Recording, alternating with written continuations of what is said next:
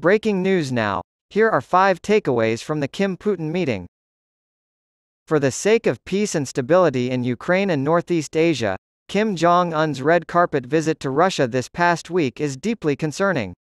The historic nature of the alliance between Russia and North Korea should not obscure the fact that Korea's position is similarly strong from a diplomatic and security standpoint. Here are 5 things to keep in mind as you watch Putin court Kim.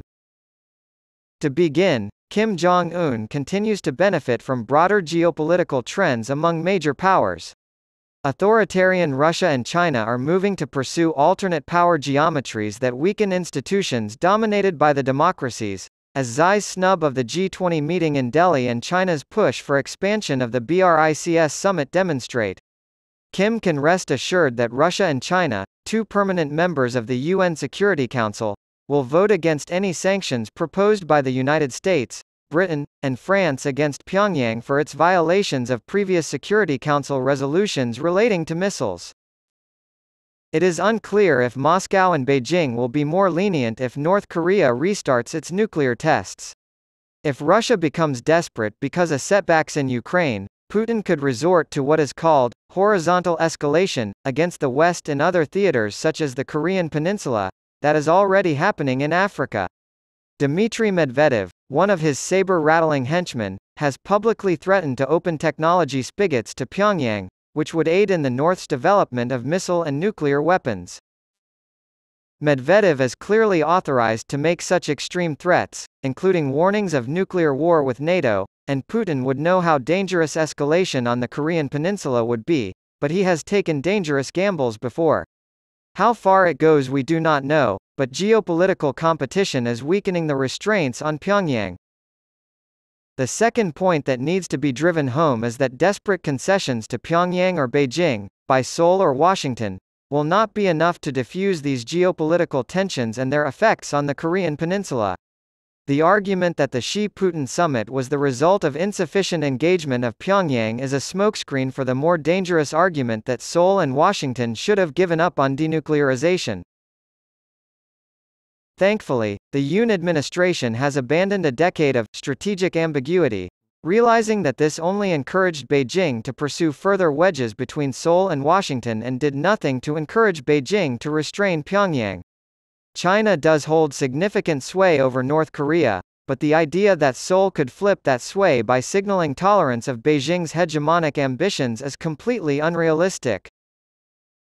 Third, the authoritarian alignment of China, Russia, Iran, and North Korea is fraught with mistrust and could be disruptive to the interests of Korea, the United States, and other democratic allies and partners.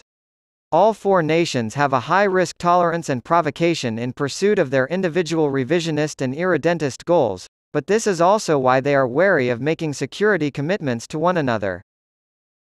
A war between Iran and Saudi Arabia or the Gulf states, which supply oil and could be used as a diplomatic card against the United States, is something China would rather avoid. While Russia may help Kim Jong-un in order to gain munitions and diplomatic leverage, a war on the Korean Peninsula would cause chaos in Russia's Far East and could lead to the formation of a new NATO on Moscow's eastern flank. In the event of widespread disorder on the peninsula, nuclear weapons materials could easily be stolen by radical Muslim separatists who Beijing and Moscow both fear.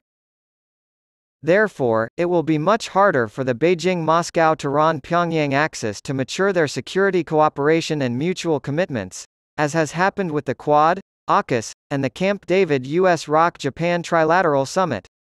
Peace and predictability are important to democracies, and that makes it simpler to come to agreements on how to ensure each other's safety. As a fourth point, the future of the Korean Peninsula and Ukraine are intertwined. The United States faces challenging trade-offs when deciding how much to invest in defense in Europe versus how much to invest in deterring China as a peer competitor in Asia. This is true in terms of both munitions and diplomatic time. Given the constraints of the available resources, I think the Biden administration and Congress could have done a better job of balancing the budget. Appeasement in Europe begets aggression in Asia, and those who argue that the United States and its allies should force a settlement on Zelensky so they can focus on Taiwan and the Korean Peninsula are mistaken. The truth is that the Beijing-Moscow-Tehran-Pyongyang axis can achieve much less through cooperation than by linking Europe and Asian democratic alliances. Keep that in mind. Putin and Kim may agree on artillery munitions that are a generation old. Moscow and Tehran may be discussing tactically relevant drones. But in contrast, Korea, the United States, Japan, and Europe are talking about controlling the most advanced semiconductors needed for artificial intelligence, while the war in Ukraine has prompted global economic sanctions against Russia. Sanctions that would be devastating if European and Asian democracies collaborated in the same way as in a crisis in Asia. Fifth and finally, it is worth remembering how frail these authoritarian regimes really are. Moscow had a near coup from the Wagner Group, and Xi has mysteriously disappeared his foreign and defense ministers in the past few months. Economic growth is slowing for China and disastrous for Moscow. And these are the powerful patrons of Tehran and Pyongyang, which face even more dire economic circumstances. That weakness is itself dangerous, of course, but all the more reason for patient, vigilant, and firm coordination among democratic allies rather than panic and retreat. Moscow will need to understand that fueling danger on the Korean peninsula will only lead to more isolation and risk for Russia.